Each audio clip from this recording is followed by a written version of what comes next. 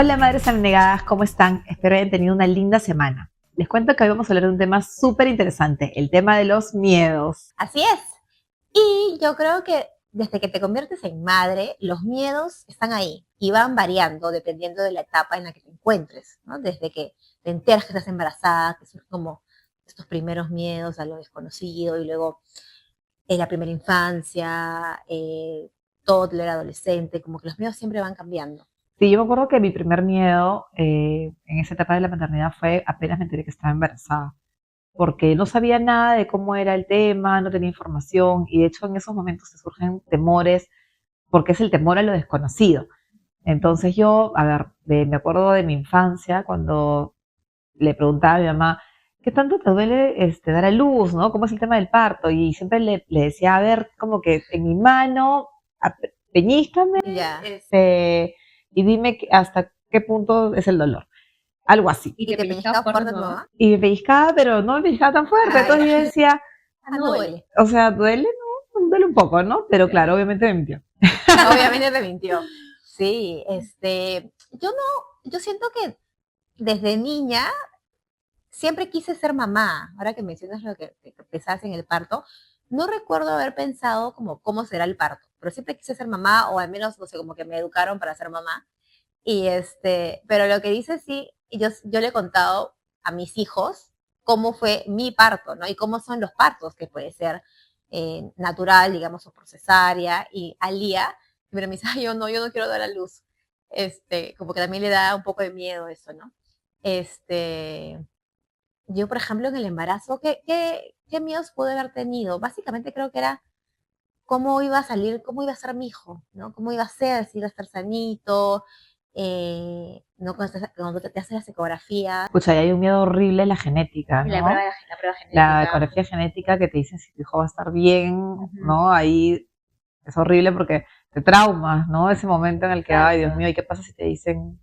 O sea, como que tienes que preparar, o sea, depende de la condición con la que pueda salir, ¿no? En nuestro caso, no, ninguno de nuestros hijos, en mi caso, en realidad, ninguno de mis hijos pasó por la prueba genética, la ecografía En genética. mi caso sí les tomé Ya. la prueba genética y todo bien, gracias a Dios, pero sí con el miedo de que todo esté Pero ahora que bien. mencionas eso, cuando yo estoy embarazada de Lía, este doctor que me vio, un ginecólogo pésimo, siempre me decía que como que Alía no estaba creciendo, porque Alía era más chiquita de lo normal hasta ahora. O sea, yo soy chata, Diego es chato, entonces no podemos esperar una hija alta.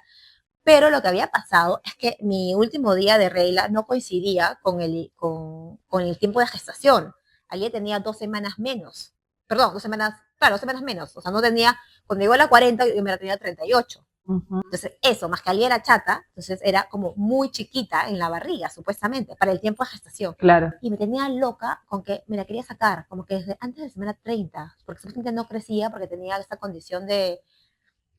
hay un nombre cuando no crecen en el útero. no. Y sí, pero yo sentía, Alia se movía un montón, mi barriga seguía creciendo y ella seguía creciendo. O sea, como que menos de lo que se esperaba, digamos, para el tiempo de gestación, pero ella seguía creciendo.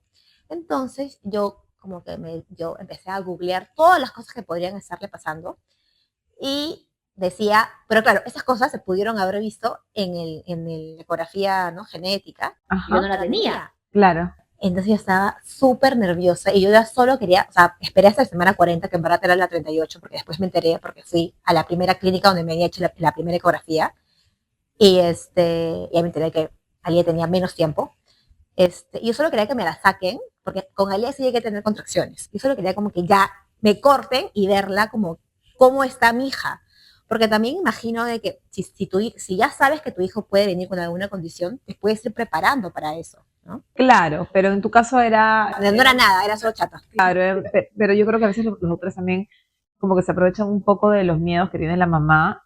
No todos, obviamente, hay Claro. doctores y doctores, pero puede haber algún factor en el cual el doctor, sobre todo en la última etapa del embarazo, ¿no? Que te dicen, ah, ya de una vez la cesárea por tal o cual cosa, y a veces no necesariamente es necesaria la cesárea. O sea, no debe ser, ¿no? A veces puede tranquilamente ser un parto natural, pero el doctor, bueno, por X razones, obviamente entre tiempo, económicas, qué sé yo, quiere que sea cesárea. O sea, de todas maneras, ese es nuestro parecer, pero imagino que hay casos que son, la mayoría de casos deben ser casos reales, ¿no? En los que se necesita una cesárea.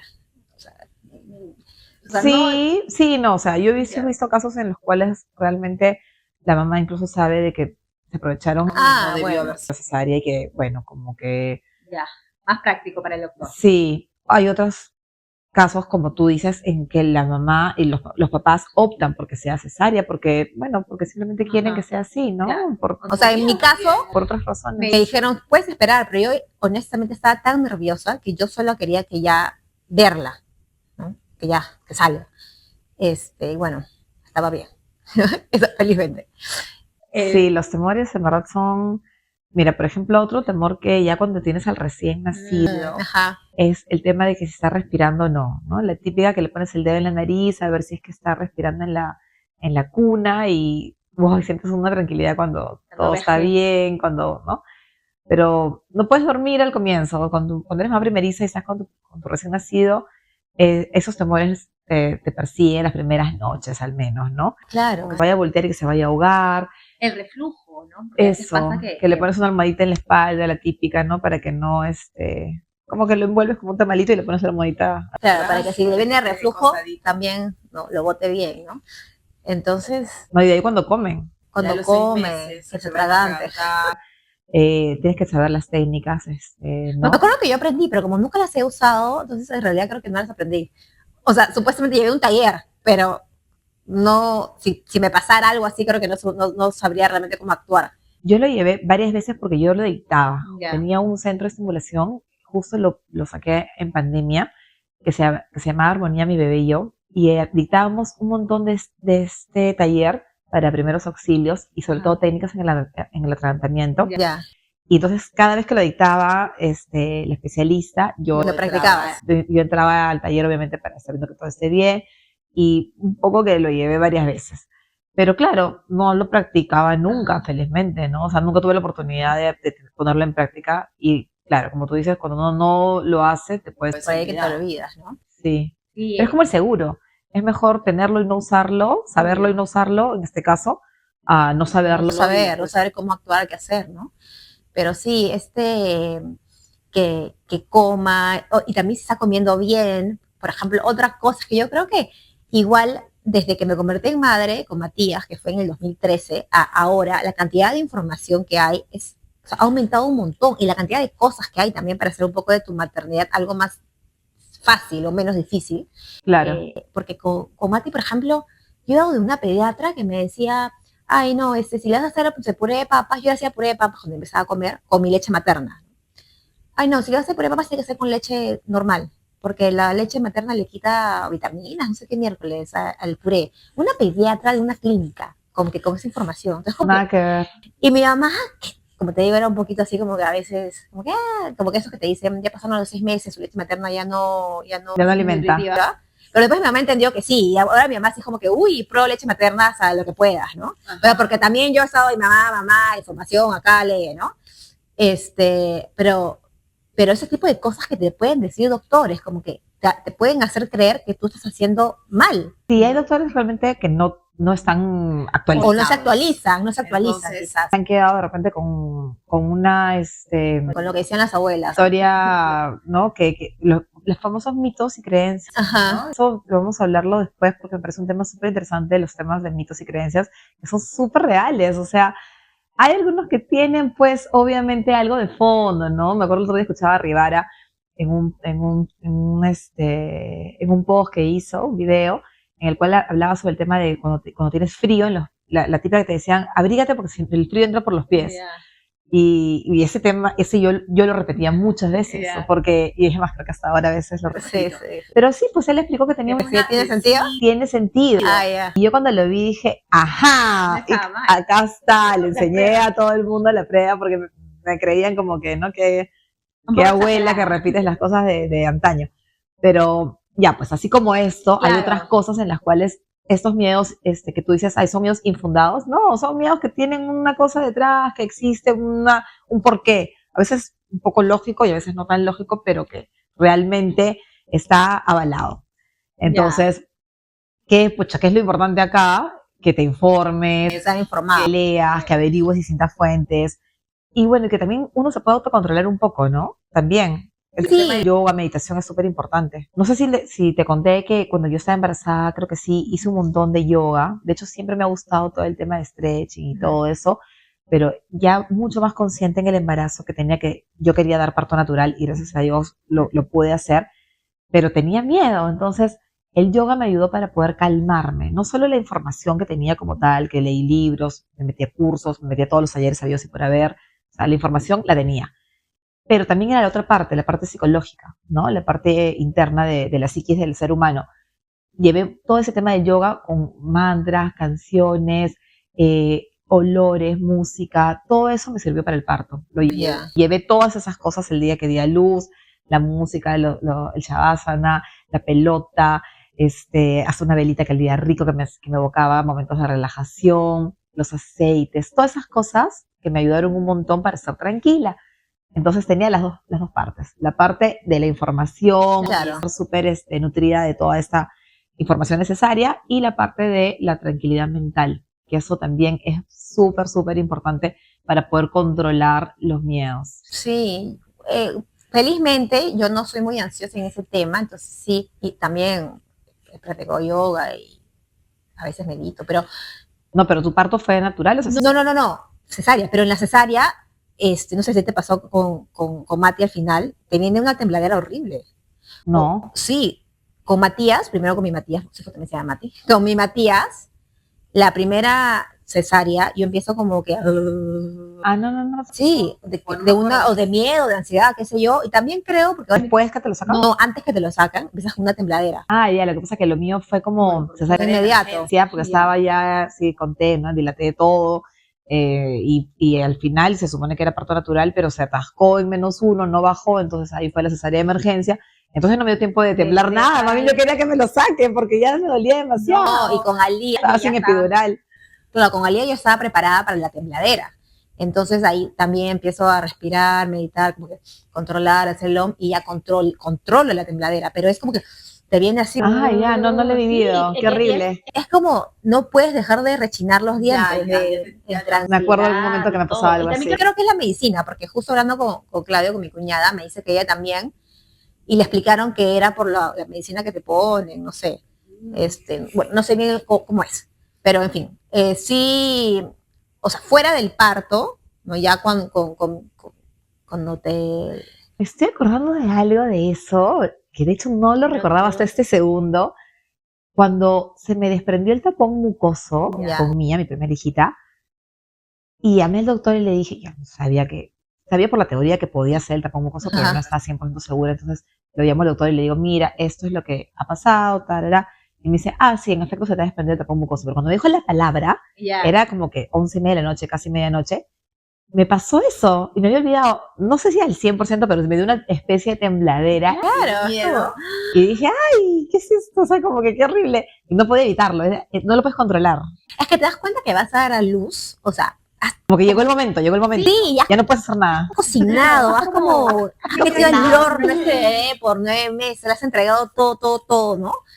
Y sobre todo la primera vez, yo creo, ¿no? Que es como más impactante, es el primer embarazo. Sí, parto, yo creo que en el primero más. Vas a ver, vas a conocer recién a tu hijo, vas a ver cómo es físicamente, porque para mí, yo creo que yo quería saber cómo iba a lucir mi bebé también, ¿no?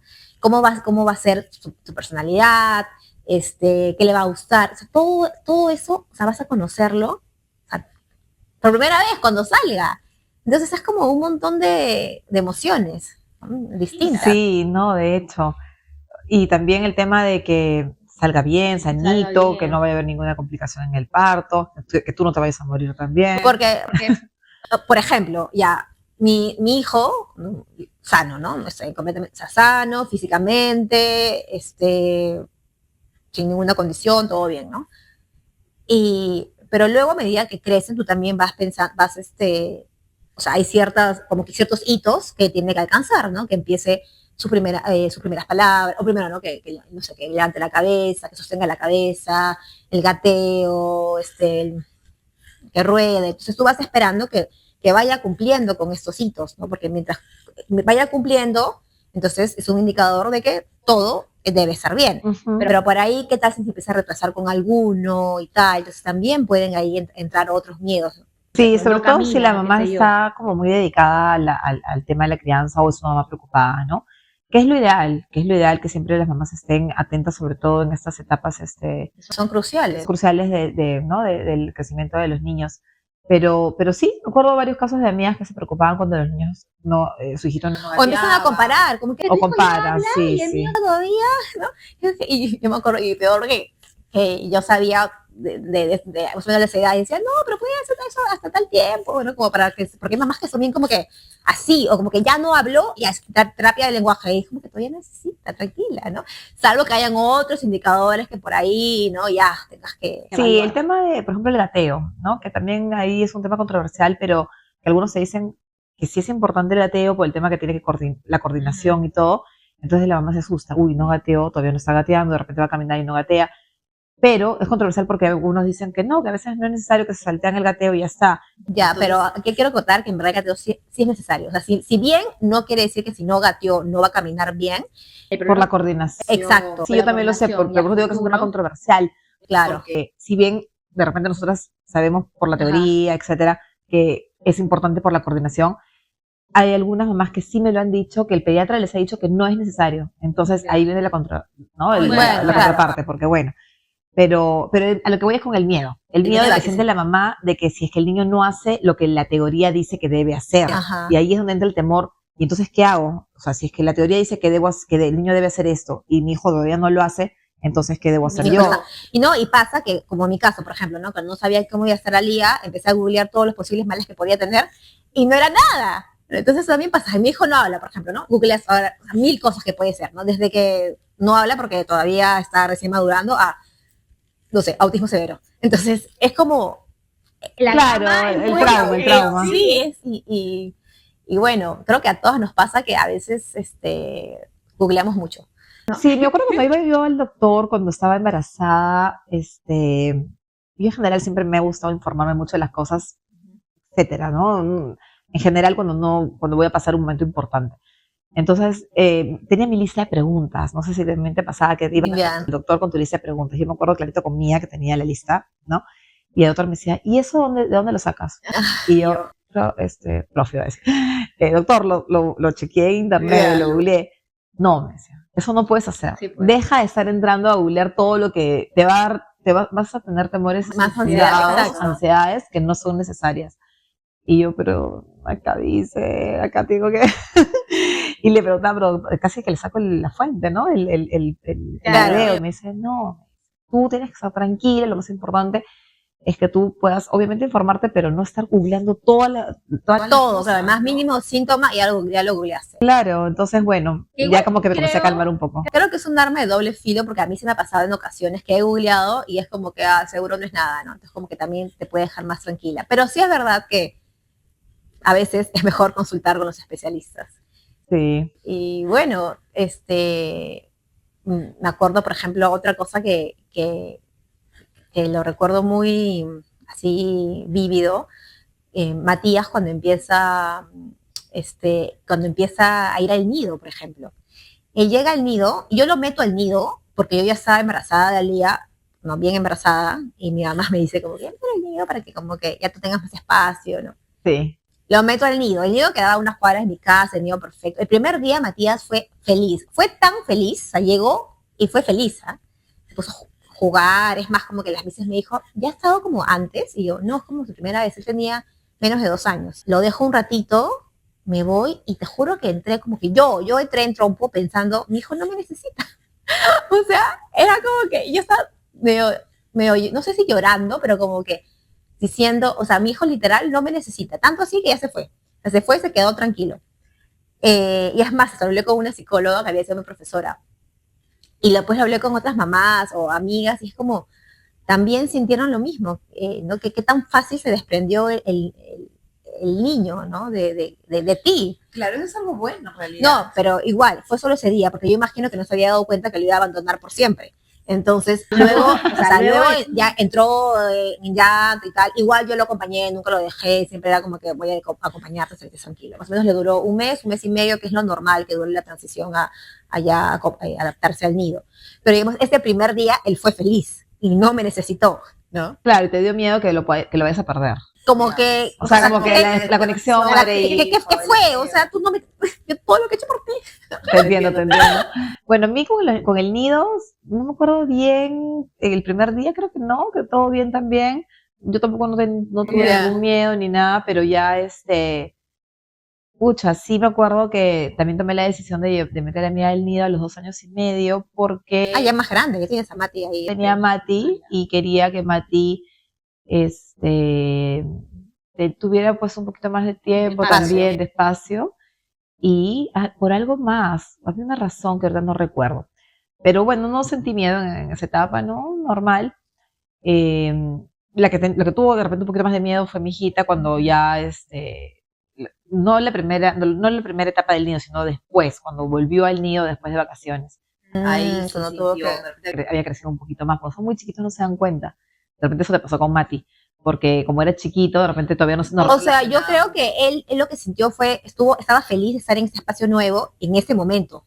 Y luego cuando ya se dio cuenta que eso se iba a repetir por todos los días, ahí Claro. luego dijo, ¿qué? ¿Qué fue? ¿Qué fue, Claro. mano? Entonces yo, no, pues, ¿no? Ahí donde empieza a llorar y tal, que es normal, ¿no? Pero esto me llega a pensar, ¿no? En ese caso, por ejemplo, que yo sentí el miedo de que él no me necesitaba a mí. Entonces, ¿cuántas veces nosotras somos las que tenemos el miedo Y se lo traspasamos.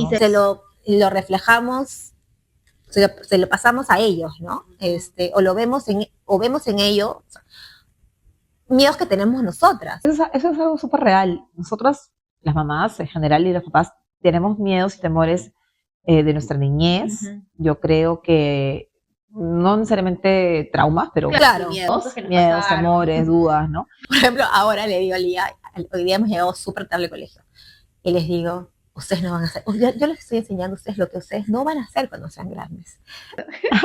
O sea, eso no es un trauma, ¿no? Pero de hecho les genera ansiedad de como, ¿no? Entonces, ustedes van a ser distintos.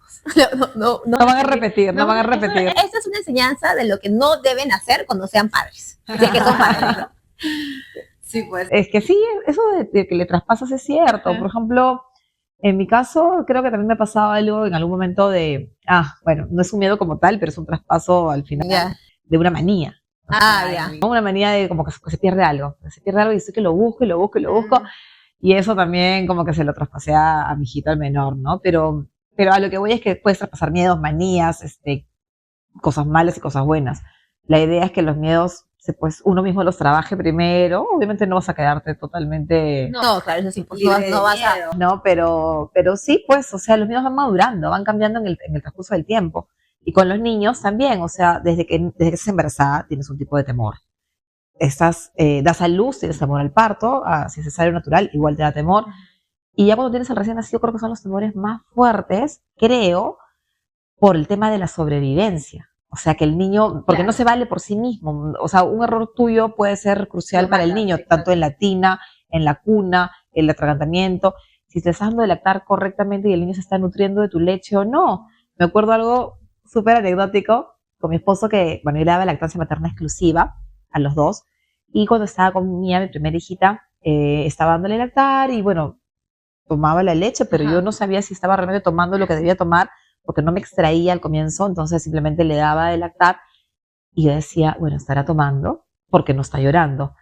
Pero nosotros nos miramos y decíamos, ¿estará alimentándose? ¿Está realmente?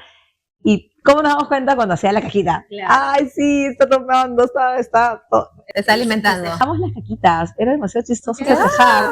O sea, no sé, de hecho a alguien le habrá pasado en algún momento. De todas maneras. Pero era demasiado, y nos miramos y decíamos, ¿qué pasa? ¿Qué estamos haciendo? Nos alegra la caquita. Pero era por eso, pues, ¿no? Porque estaba comiendo y nos damos cuenta que realmente estaba tomando la leche apropiada. Claro, que está creciendo. Sí, ¿no? Desde la primera infancia, los primeros años de vida, además que uno sabe que los primeros años de vida son base para la personalidad del niño. Claro, los primeros 5 años son vitales. Tienes que intentar hacer lo mejor posible. Entonces, y también lo que decías si hay la posibilidad de buscar un acompañamiento terapéutico previo o cuando te enteras que vas a ser papá, por ejemplo, ¿no? Mamá, tú hablabas de que a veces tenemos que prepararnos emocionalmente. Sí, claro. Y eso también debe o puede ser acompañado de un acompañamiento terapéutico si es que no lo has tenido antes, O por último, intentar como darnos cuenta qué cosas quisiéramos cambiar o hacerlo diferente o mejorarlo con nuestros hijos. Claro, que viene un poco más el tema de crianza, ¿no? De repente ya las mamás súper preparadas y visionarias.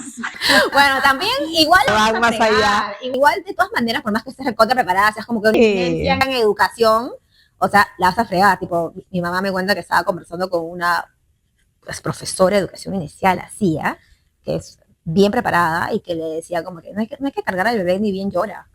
Y es como, o sea, que lo dejo llorando. Entonces, o sea, salvo que no lo puedas cargar en ese momento porque estás ocupado, qué sé yo, o porque si lo cargas fácil le vas a hacer daño porque estás hasta acá, no lo cargas en ese momento, pero si sí lo puedo cargar y el bebé está llorando, ¿por qué no lo cargaría? O sea, que alguien me diga que no debo cargar al bebé cuando está llorando y que me lo diga una profesora de educación inicial de un colegio prestigioso, me parece como que... Entonces, por más que seas como lo top, igual siempre la vas a fregar durante la crianza. Y además también es cuestionarte las cosas, no todo tampoco, ¿no? De primera... O sea, tienes que informarte de distintas fuentes, no a la primera, creer que ya, o sea, obviamente si confías ya en un doctor y sabes que realmente las cosas que te dice son súper acertadas, pero si en alguna de las cosas que te dice te entra alguna desazón o alguna pequeña duda, o de repente tú como instinto de madre, que también es válido, porque el instinto de madre a veces es mucho más importante que la teoría misma. El instinto de madre creo que a veces prevalece también en algunos casos. ¿Por qué? Porque hay una conexión tan fuerte entre el bebé y la mamá, porque lo ha tenido en el vientre tanto tiempo, y aparte siempre ese lazo materno no se puede romper. Y yo creo que el instinto de la madre es fuerte, y si es que la teoría te dice A, pero el instinto de madre en ese momento, por X razones, te dice B, creo que hay que escucharlo. Yo creo que no hay que dejarlo de lado. A mí me pasó un montón de cosas, de hecho un montón de anécdotas que no hago con el tema específicamente de miedos, pero que he seguido el instinto y me ha dado buenos resultados. Incluso en contra de la teoría, te digo. O sea, no siempre la teoría es como que la Biblia, ¿no? No digo de las cosas que obviamente sabemos que tenemos que cumplir, como alimentarlo, cambiarlo, cosas básicas. Lo digo como cosas más profundas. Ya, bueno, ya vamos a tocar ese tema seguramente en algún momento. Pero la verdad es que yo pienso que la infancia debe ser lo más feliz posible y tratar de que tengan los niños los menores miedos posibles respecto a los padres. O sea, que nuestros temores no se los traspasemos a ellos en la medida de lo posible. Y cuando les surjan los miedos normales de la edad, como por ejemplo el famoso miedo a partir de los 4, no me acuerdo bien, que tienen miedo en la noche y que quieren pasarse a tu cama y que empiezan las pesadillas y todas esas cosas, que creo que es entre el lapso de los 4 a los 7 años, empiezan esos temores nocturnos. Es mejor acogerlos, ¿no? Hay papás que también, como tú decías, de repente no, que se quede en su cama porque tiene que aprender, que tiene que ser autosuficiente para poder gestionar sus propios temores. Bueno, de repente esos papás que piensan así tienen alguna razón por la cual lo piensan. Pero si tu instinto de madre te dice, oye, no, pero quiero que venga a mi cama y lo quiero abrazar y quiero que... Ya, pero honestamente, eso, yo tengo ahí mis reparos, porque es bien fácil buscas información y sabes que lo mejor es que si el niño tiene miedo, acogerlo. Claro, yo también estoy de acuerdo con eso. Que alguien tenga reparos, porque mi mamá me dijo que así debe ser, es como, o sea, puedes buscar información y saber. Sí, sobre todo ahora, ¿no? Es como, si tú misma necesitas a veces de dormir con tu esposo, bueno, yo, por ejemplo, yo tengo una rutina marcada de sueño, o sea, cuando Diego trabaja hasta tarde en la casa, él va al cuarto y me acuesta, o sea, me pone para dormir.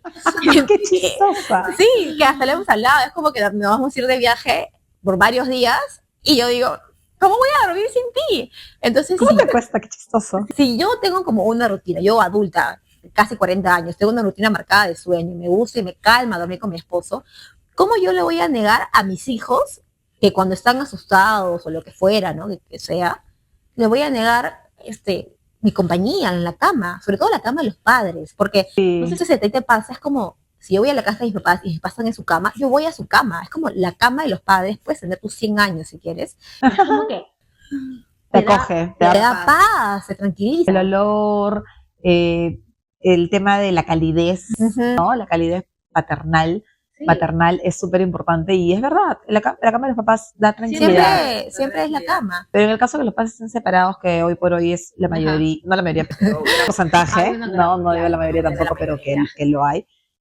igual el niño finalmente va a la cama de la mamá o del papá buscando la conexión, buscando el apego, buscando el sentirse seguro. El COVID, claro, está así, ¿no? Cobijado por sus padres. El papá o la mamá lo acoge de la misma manera, ¿no? No necesariamente tienen que estar los dos juntos para que exista esa acogida, eso quiero llegar. Que lo importante es el calor que maternal o paternal, porque también pueden haber papás viudos o mamás, ¿no? Entonces, finalmente es como lo acoges a los niños, ¿no? Los tienes contigo, le das tranquilidad, le das paz. Y lo que yo estaba diciendo es que de repente hay algunos que no piensan necesariamente así y tampoco podemos dar como que por marcado que lo que nosotros estamos diciendo acá es así, porque finalmente pueden haber esas otras ideas y que pueden ser válidas y no las podemos tachar al 100%. Yo pienso eso. Yo tengo mis ideas, mis creencias, mis costumbres.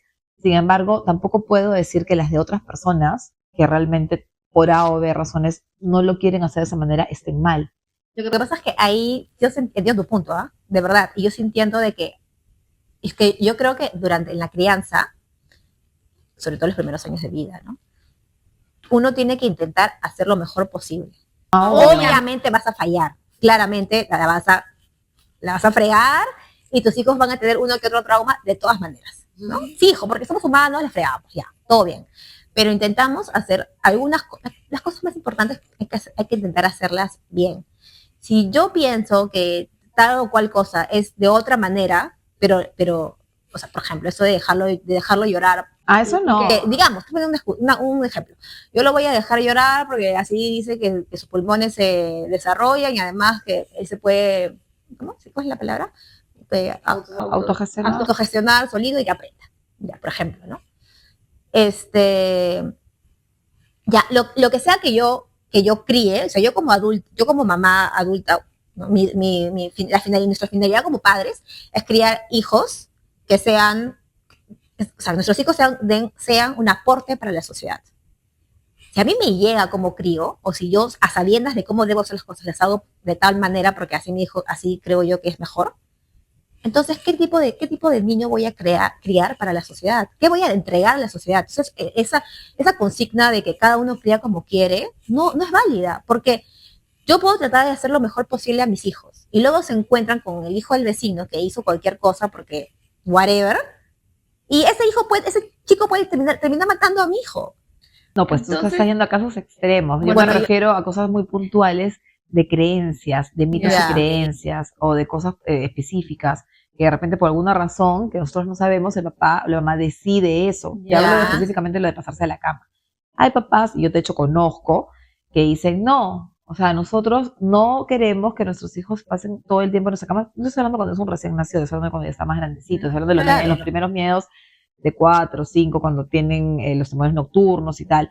De repente esos papás no es que nunca lo han dejado pasarse, de repente los dejaron pasarse 1 mes, 2 meses, pero si ya de repente se cansaron o por X razones que ellos creen que es mejor que ya el niño comience a estar más autónomo y no aceptan que todos los días estén en sus camas, o sea, como que eternamente el niño metido ahí, tampoco no podemos tacharlo. No, claro. A eso quería llegar, ¿no? A eso quería llegar.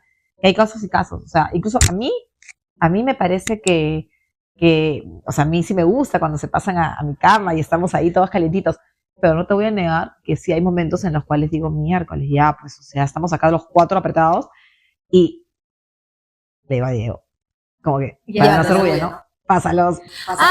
Obvio, yo también. Es que están toda la noche ahí, porque si no yo me despierto no puedes dormir. Feliz, un dolor de acá, un dolor de allá, un dolor de cabeza, porque terminamos dándonos vueltas. Me ha pasado algo chistoso, que estamos durmiendo de una manera, o sea, cada uno en su cama, ¿no? Normal, y despertamos totalmente distintos. O sea, yo en la cama de mi hijita, mi esposo en la cama de mi hijito, y ellos dos en nuestra cama. O sea, se apoderaron de nuestro espacio.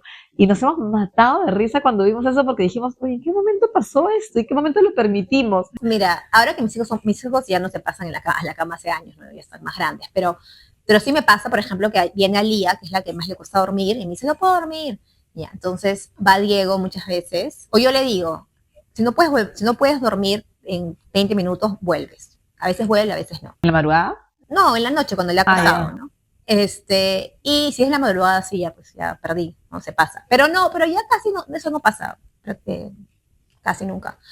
Pero Diego muchas veces va y la acuesta y la hace dormir, la acompaña y tal. Entonces, a veces no es necesario, digamos, que se pasen a tu cama. Uno puede ir a las camas de ellos, calmarlo, acostarlo, conversar con ellos, qué sé yo, y dejarlos, ¿no? Pero a veces están cansados. Claro. O sea, hay momentos en los que sí lo puedes hacer, pero a veces que realmente estás agotado y dices, o sea, ya duerme aquí. O sea, básicamente es el acompañamiento. Yo creo que lo principal es como el acompañamiento, cómo llevas el acompañamiento. Y también darle herramientas para que ellos puedan gestionar, pero claro, mis hijos tienen casi 12 y casi 10 años. No vamos a comparar con dos niñitos de 3 y 4 años, ¿no? Claro. Hay una gran diferencia. Seguramente si mis hijos pueden dormir plácidamente a la edad que tienen y hace ya varios años, es porque cuando nos necesitaban, los tuvieron. Entonces, ahora pueden gestionarse solos. Claro, sí, pues. Es un proceso. Pero bueno, ya, fuera que nos hemos ido del tema, yo creo que yo creo que los miedos siempre van a estar, van variando. De acuerdo a la edad, van variando de acuerdo a la edad. La niñez. Ahora ya pronto Matías cumple 12, todavía no tiene indicadores de adolescencia, pero seguro en unos años o en poco tiempo empezará. Vienen miedos nuevos. Justo no hemos hablado mucho de los miedos de la adolescencia porque nosotros no estamos en esa etapa todavía, sin embargo sí sabemos, al menos yo por mis amigos que tienen hijos adolescentes, etcétera, que los miedos que surge sobre todo a la mamá cuando ya el adolescente se va y tienes que recogerlo de las fiestas y si está bien, si es que no ha tenido una pelea, no se ha emborrachado, su primera borrachera, o todos los miedos de la adolescencia son fuertes.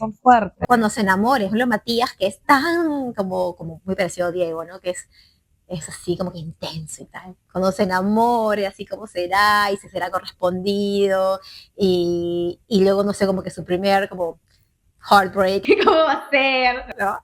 Entonces hay miles de cosas, ¿no? Ahora yo con mis hijos creo que más que nada, uno de mis miedos principales es cómo les va con las amistades. Matías tiene una personalidad particular, Alía es como más, como que sociable, entonces como que Alía casi, no, con Alía no tengo miedo, en la parte sociable, digamos, ¿no?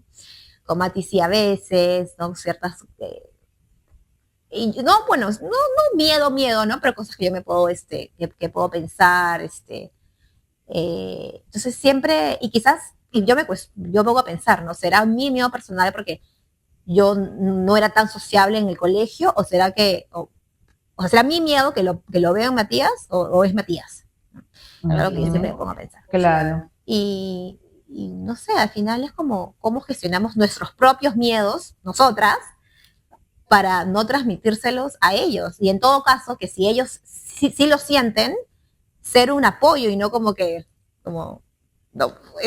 bajonearlo más, ¿no? Claro, bajonearlo más. Sí, es cierto, pero los miedos en la adolescencia sé que son súper fuertes para los padres, o sea, claro, el miedo Pero mientras más le hables de sexo desde chiquitos, más probabilidades de que retrase su etapa, el inicio sexual en realidad. Mis hijos saben, por eso ese tema que es, ¿no? Bastante largo, sí. Lo podemos tocar después. Pero entonces, los miedos de la adolescencia existen, son fuertes para los padres. Es más, se supone que los miedos que tienen los padres en la adolescencia son mucho más fuertes que los miedos que sienten al comienzo, porque la primera parte es como cansancio físico, la falta de sueño, el estrés, toda esa parte. Hay miedos, sí, cuando está el recién nacido, el tema de sobrevivencia, como le hemos dicho, pero ya en la niñez como que van bajando un poco los temores, porque ya como que te vas adecuando y te vas como llegando a una rutina, estabilizando un poco, pero luego la parte, cuando ya se vuelven adolescentes, vuelven un poco a tallar, creo, un poco los miedos más profundos por todas las cosas que pasan, ¿no? Y para terminar lo que dices, y ya para terminar ese tema, si la fregaste durante la infancia, la adolescencia es la etapa donde tienes que como reconstruir, porque el cerebro se reconstruye. Entonces, si la sigues fregando en la adolescencia como padres, ya lo perdí. Gracias por habernos acompañado el día de hoy. Espero que hayan disfrutado de este tema. Sí, ha sido un tema súper interesante. De hecho, hemos tocado algunos de nuestros miedos en nuestra maternidad. Por ahí que se nos pasó alguno, nos encantaría que nos puedan comentar los miedos que ustedes han vivido. Y bueno, los esperamos ver en nuestro próximo capítulo. Gracias. Chao.